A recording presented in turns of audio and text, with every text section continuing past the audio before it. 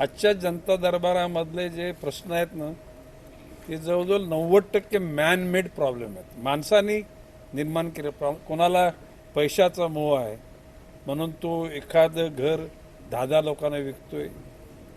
एखादा घटक एखाद्याकडून मोठं व्याज तुला देतो म्हणून पैसे काढतोय.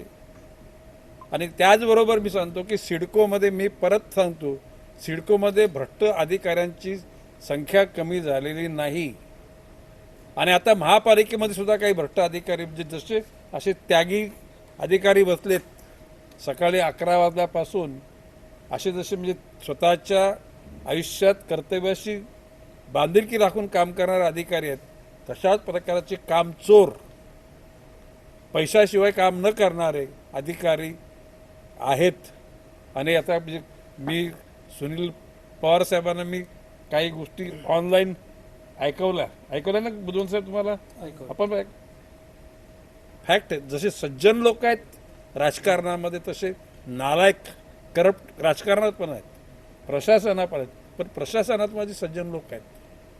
असं एक डिपार्टमेंट नाही की डिपार्टमेंटमध्ये चांगली लोक नाहीत, परंतु त्या चांगल्या लोकांचा जो चांगलेपणा अशा हलकट काही लोकांच्यामध्ये तो संपूर्ण निस्तनाबूत होतो. या गोष्टी दुःख वाटतं.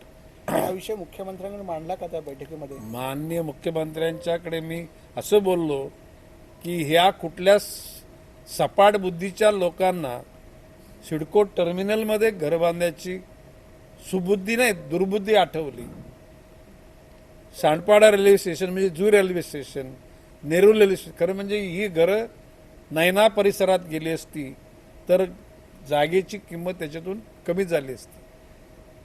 यामध्ये ट्रक टर्मिनलमध्ये 75 लाखाचे जे घर आहे त्यापैकी 50 लाख रुपये त्या जागेची किंमत आहे. जर ते 50 लाख मायनस केले तर 25 लाखामध्ये नैनामध्ये लोकांना घरं मिळू शकतात. आजवरच्या सिडकोच्या इतिहासामध्ये घरं विकण्याकरता कुठल्याही व्यवस्थापकानं किंवा मार्केटिंग मॅनेजरनं एजंट नेमले नाहीत. ह्या वेळेला त्या भिकार मनोवृत्तीच्या आणि अक्कल घाण घातलेल्या लोकांनी घरं विकण्याकरता एजन्सी दिली गेली. आणि याची चौकशी व्हायला पाहिजे. मध्ये कोणतरी म्हणजे मला वाटतं नामदेव भगतने काहीतरी त्याच्यावर मागणी केली ना, बरोबर आहे ना?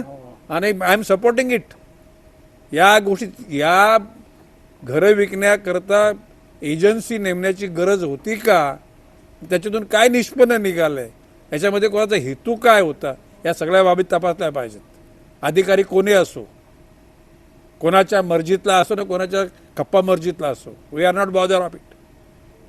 चुकीच्या गोष्टी करणाऱ्या माणसावर त्या ठिकाणी कारवाई होण्याचीच आहे. मी सकाळीच त्या ठिकाणी सांगितलं की ही 1.5 कोटीची काहीतरी गाडी आहे. ती जोपर्यंत त्या गाडीचा एकूण प्रोसेस ही मी बघत नाही, तिचा रिझल्ट समजत नाही, तोपर्यंत ती योग्य असं मी म्हणणार नाही. उद्याला जर का 3,000 लोकांकरता 1.5 कोटीची गाडी, तर नवी मुंबईची लोकसंख्या 15 लाख आहे. 15 लाख इंटू 3,000 काढा, तेवढ्या गाड्या 1.5 कोटीने घ्यायच्या, तर नवी मुंबईच्या बजेटला सुद्धा परवडलं पाहिजे ना. म्हणून व्यवहार्य प्रणाली तपासूनच नंतर त्या गोष्टीवर मी काय फार खुश झालो नाही. परंतु त्याला नवीन प्रयोग कोणीतरी केला आहे, तो प्रयोग जर खरोखर अनुकरण करण्यासारखा असेल तर त्या लोकांना प्रोत्साहित केलं जाईल, सब्जेक्ट टू कुठल्याही परिस्थितीत महानगरपालिकेचं नुकसान होता कामा नये. कोणाच्या पोटावर मारणं किंवा प्रगती पुस्तक शेरा मारण्याचा नाही. आता अरे बघा, मंत्रिमंडळाची संयुक्त जबाबदारी असते. या ठिकाणी एखादा मंत्री कुठल्याही खात्याच्या अधिकाऱ्यांना जर तक्रार आली तर त्या ठिकाणी मंत्रालयात बोलून त्यांच्याकडून झालेला अन्याय समजून घेऊ शकतो आणि तशा प्रकारची ते वरिष्ठ त्यांच्या असलेल्या लोकांना याच्यावर कारवाई करण्याची भूमिका मांडू शकतो. पण माझं म्हणणं आहे की सजा देऊन त्याच्यातून काही चांगलं निर्माण असं मला वाटत नाही. माणसांनी आपल्या दुर्गुणामध्ये बदल घडवला पाहिजे. आज चुकलं म्हणजे की उद्या पण चुकलंच पाहिजे असं काही नाही आहे. आज केलेली चूक उद्या दुरुस्त करता येऊ शकते आणि कालाच्या ओघामध्ये सगळंच पापमुक्त होऊ शकतो. गंगेच्या प्रवाहामध्ये जाऊन डुबून राहिला म्हणजे बुडी मारली म्हणून पाप काही नाहीसं होणार नाही. त्यासाठी मन निश्चितपणे प्रोसेस करायला पाहिजे, तर त्याचं केलेल्या कृत्याचं प्रायश्चित घेतलं पाहिजे.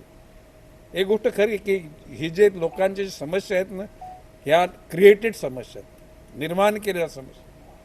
आणि ज्या दिवशी सगळ्या गोष्टीचा निपटारा चांगल्या प्रकारे होईल ना, त्याला जनता दरबार इथं कुत्रा पण चुकून येणार नाही. सेम समस्या नागरिकांना चारदा पण यावं लागते. ऐकलं का?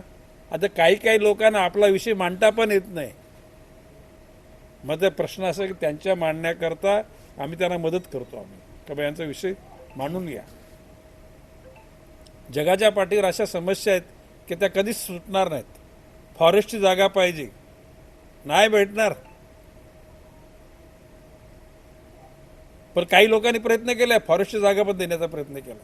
काय बोलतो मी? फॉरेस्टच्या जागा देण्याचा प्रयत्न केला ना रे पाल? हो सर, हो सर. खडे केला ना? कोर्ट केसेस झाल्या त्याच्या. Court cases. आणि मी तर स्पष्ट केलेलं आहे, एकाही माणसाला फॉरेस्टची जागा मंदिर बांधले नाही. मंदिर हे बघ, मंदिर बांधलं असेल तर जुनं असेल, पुरातन, त्याला पुरावा असेल तर ते देवाची श्रद्धा पण ठेवलीच पाहिजे. आणि फॉरेस्टवाल्यांना सुद्धा देव असतोच ना. जुन्या म्हणजे गावांमध्ये जाणारे रस्ते असतील, ते रस्ते बनवण्याकरता फॉरेस्टने अडथळा आणू नये. त्या ठिकाणी गोरगरिबांच्या हिताकरताच राज्य चाललं पाहिजे. परंतु मस्ती करून आम्ही कसाही कायदा वाकवू शकतो, कसेही आम्ही कायदे मोडू शकतो, ही मस्ती चालणार नाही. मी एवढंच सांगतोय की भविष्यकाल त्या लोकांचा अंधाराकडे जाणार आहे. मेलाला चांगला माणूस यावा अशी आमची इच्छा आहे. प्रशांत ठाकूर पण आमचाच आहे, तो बादली पण आमचाच आहे, रविशेठ पाटील पण आमचा आहे. रायगड जिल्ह्यातल्या कोणालाच मेला तरी आम्हाला खुशी आहे. तीन आमदारापैकी प्रशांतला अनुभव आहे, आनंद आहे. वन खात्याशी संबंधित ज्या गोष्टी असतील त्या वन खाते त्यांना नक्कीच देईल. म्हणजे एकूण दिंडी मार्गावर, पालखी मार्गावर लाखोनी झाडं लावण्याचं वन खात्याने ठरवलेलं आहे आणि ते लावणार. आता त्या विषयात मला नका नाही होतो. मी माझ्या भूमिका मी स्पष्ट मांडलेल्या आहेत. चला.